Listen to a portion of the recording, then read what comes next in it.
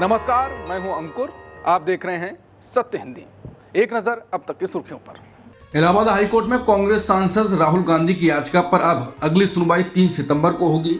राहुल गांधी ने वाराणसी की निचली अदालत के उस आदेश को चुनौती दी है जिसमें मामला ACJM कोर्ट को भेजा गया था और उनके खिलाफ FIR दर्ज करने की मांग की गई थी। दरअसल राहुल गांधी ने सितंबर 2024 में अमेरिका में एक कार्यक्रम के दौरान कहा था कि भारत में सिखों के लिए माहौल ठीक नहीं। इस बयान को बाद में उकसाने वाला और समाज को बांटने वाला बताया गया और विरोध भी हुआ। वाराणसी के निवासी नागेश्वर मिश्रा ने इस बयान को लेकर FIR की मांग की थी, लेकिन 28 नवंबर 2024 को ACJM MP MLA कोर्ट ने यह कहते हुए आवेदन खारिज कर दिया कि अदालत को अधिकार क्षेत्र नहीं है क्योंकि ये बयान भारत के बाहर दिया गया था। अब मामला इलाहाबाद हाई कोर्ट में है और अगली सुनवाई 3 सितंबर को होगी।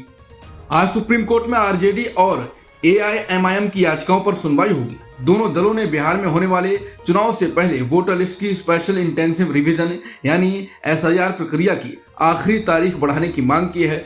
दरअसल 1 सितंबर तक नाम जुड़वाने या हटवाने का समय तय किया गया था। RJD और AIMIM चाहती है कि ये समय 2 हफ्ते और बढ़ाकर 15 सितंबर तक किया जाए। याचिकाकर्ताओं का कहना है कि पिछले हफ्ते ही 1 लाख से ज्यादा आवेदन आए हैं और सिर्फ 2 दिनों में ही 33,000 से ज्यादा लोगों ने दोबारा नाम जुड़वाने के लिए आवेदन किया है। अगर समय नहीं बढ़ाया गया तो बहुत से ऐसे वोटर्स जिनके नाम गलती से हटाए गए हैं वो वोट डालने के अधिकार से वंचित हो जाएंगे।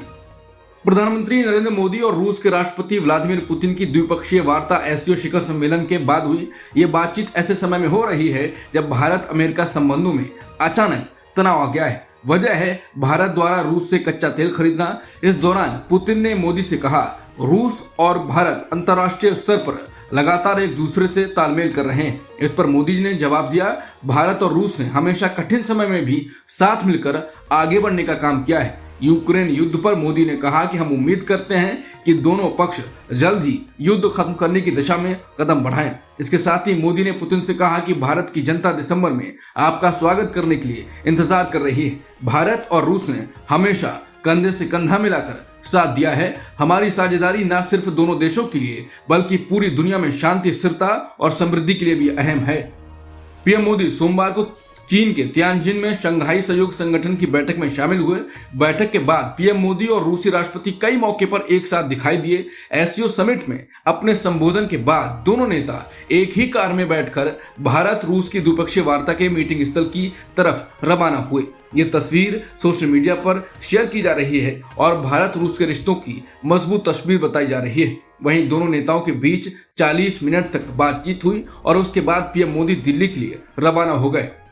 चीन दौरे पर गए प्रधानमंत्री मोदी ने शंघाई सहयोग संगठन समिट के दौरान रूस के राष्ट्रपति व्लादिमीर पुतिन और चीन के राष्ट्रपति शी जिनपिंग से मुलाकात की। तीनों नेताओं की बातचीत और मुस्कुराहट वाला वीडियो सोशल मीडिया पर वायरल हो गया है। PM मोदी और पुतिन को समिट के बाद एक ही कार में बैठकर द्विपक्षीय वार्ता स्थल जाते भी देखा गया। यह तस्वीर भारत रूस रिश्तों की मजबूती को दिखाती है। इसी बीच भारत में अमेरिकी दूतावास ने कहा है कि भारत अमेरिका की साझेदारी नई ऊंचाइयों पर पहुंच चुकी है। अमेरिकी विदेश मंत्री मार्को रूबियो के हवाले से दूतावास ने कहा, भारत और अमेरिका की स्थायी दोस्ती हमारे सहयोग की बुनियाद है और हमें भविष्य की संभावनाओं की ओर ले जा रही है। हालांकि जब भारत रूस और चीन दोनों से रिश्ते मजबूत करने की कोशिश कर रहा है, व्हाइट हाउस सलाहकार पीटर नवारो और ट्रंप प्रशासन के अन्य अधिकारियों ने एक बार फिर भारत पर यूक्रेन युद्ध का ठीकरा फोड़ने की कोशिश की है। शंघाई सहयोग संगठन की बैठक में प्रधानमंत्री मोदी ने आतंकवाद पर कड़ा संदेश दिया। चीन के तियानजिन में हुई 25वीं समिट में जहां पाकिस्तान के प्रधानमंत्री शहबाज शरीफ भी मौजूद थे, मोदी ने कहा, आतंकवाद किसी एक देश की नहीं, पूरी मानवता की समस्या है। मोदी ने जम्मू कश्मीर के पहलगाम आतंकी हमले का जिक्र करते हुए कहा कि भारत पिछले 40 साल से आतंकवाद की मार झेल रहा है। उन्होंने उन देशों का आभार जताया जो इस मुश्किल समय में भारत के साथ खड़े रहे। प्रधानमंत्री ने साफ कहा कि आतंकवाद पर डबल स्टैंडर्ड अब बर्दाश्त नहीं होंगे। उन्होंने कहा, यह हमला पूरी मानवता को चुनौती है। ऐसे में सवाल उठना लाजमी है कि क्या कुछ देशों द्वारा आतंकवाद को दिया जाने वाला खुला समर्थन स्वीकार किया जा सकता है। मोदी ने अपील की कि SCO के सभी देश मिलकर आतंकवाद का हर रूप और रंग में विरोध करें। PM मोदी ने चीन के राष्ट्रपति शी जिनपिंग से मुलाकात में आतंकवाद का मुद्दा उठाया। मोदी ने कहा कि भारत और चीन दोनों ही आतंकवाद के शिकार रहे हैं और दोनों देशों को मिलकर सीमा पार आतंकवाद की चुनौती से लड़ना चाहिए। विदेश सचिव विक्रम मिश्री ने बताया कि रविवार को तियानजिन में हुई इस द्विपक्षीय बैठक में पीएम मोदी ने साफ कहा कि आतंकवाद आज भी भारत के लिए सबसे बड़ी समस्या है और इस पर चीन का सहयोग जरूरी है। उन्होंने बताया कि पीएम मोदी ने सीमा पार आतंकवाद को प्राथमिकता वाला मुद्दा बताते हुए चीन से सहयोग की अपील की। हालांकि जब पत्रकारों ने पाकिस्तान और हाल की पहलगाम आतंकी घटना का जिक्र किया तो चीन के पाकिस्तान को दिए समर्थन पर कोई सीधा जवाब नहीं दिया गया।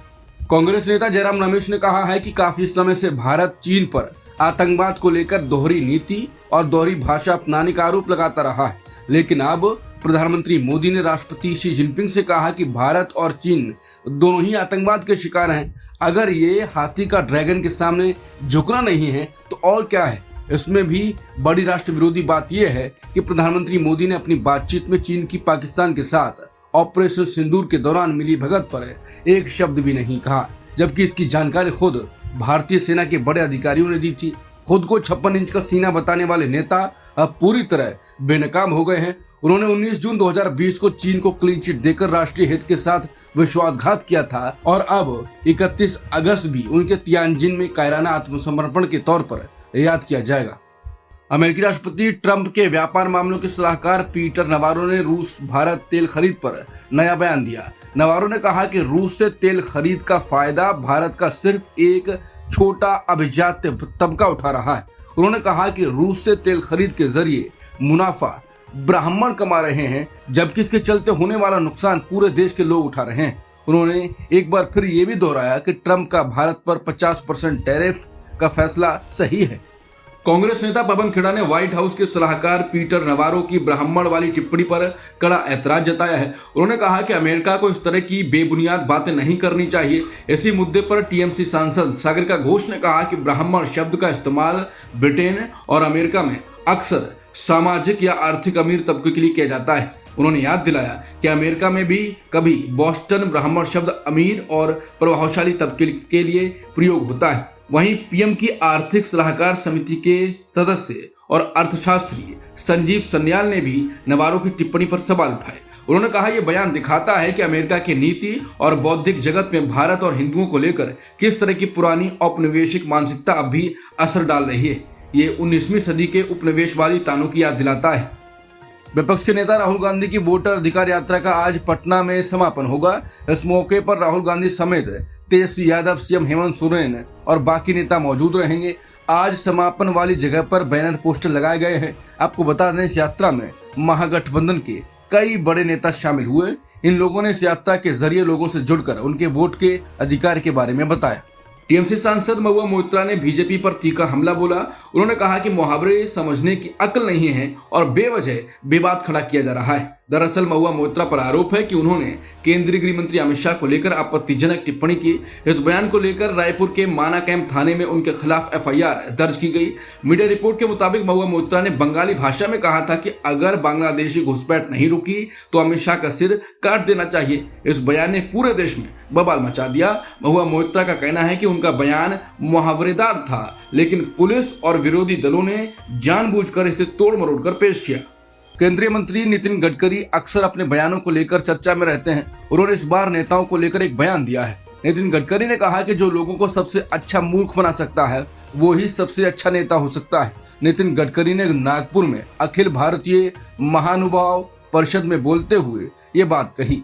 केंद्रीय मंत्री ने कहा कि बातें करना आसान है, मैं कोई अधिकारी नहीं हूं, लेकिन मुझे इसका एहसास है क्योंकि जिस क्षेत्र में मैं काम करता हूं वहां पूरे मन से सच बोलना मना है। जो लोगों को सबसे अच्छा मूर्ख बना सकता है वो ही सबसे अच्छा नेता हो सकता है। उन्होंने कहा कि श्रीमद् भागवत गीता में लिखा है कि अंत में सत्य की ही जीत होगी। अफगानिस्तान में रविवार देर रात आए भूकंप में 622 लोगों की मौत हो गई और 1000 से ज्यादा लोग घायल हुए हैं। अफगानिस्तान में तालिबान की अंतरिम सरकार के गृह मंत्रालय के प्रवक्ता ने भूकंप की वजह से हुई 622 मौतों की पुष्टि की। रविवार देर रात आए भूकंप की वजह से अफगानिस्तान के कुनर प्रांत में सबसे ज्यादा नुकसान हुआ है। अमेरिकी भूवैज्ञानिक सर्वे के अनुसार भूकंप की तीव्रता 6 थी और ये रात 11:47 पर जलालाबाद शहर से 27 किलोमीटर उत्तर पूर्व में आया। अमेरिकी अखबार वॉशिंगटन पोस्ट के मुताबिक डोनाल्ड ट्रंप प्रशासन एक बड़े विवादित प्लान पर विचार कर रहा है। इस प्लान के तहत गजा की पूरी आबादी को बाहर भेजने और इस इलाके को अमेरिका के नियंत्रण में देने की योजना है। रिपोर्ट के मुताबिक 2023 में हमास हमले के बाद इजराइल की जंग से तबाह हुआ गजा अगले 10 साल तक अमेरिका की ट्रस्टीशिप में रह सकता है। प्लान का मकसद ट्रंप की सोच के मुताबिक गजा को मिडिल ईस्ट का रिवेरा यानी पर्यटन और हाईटेक हब में बदलना बताया गया है। 38 पन्नों का यह प्रस्ताव कहता है कि करीब 20 लाख लोगों के अस्थायी रूप से बाहर भेजा जाए या फिर गजा के अंदर ही सुरक्षित जोन में रखा जाए जब तक निर्माण और नया विकास काम पूरा न हो जाए। अब तक की खबरों में इतना ही।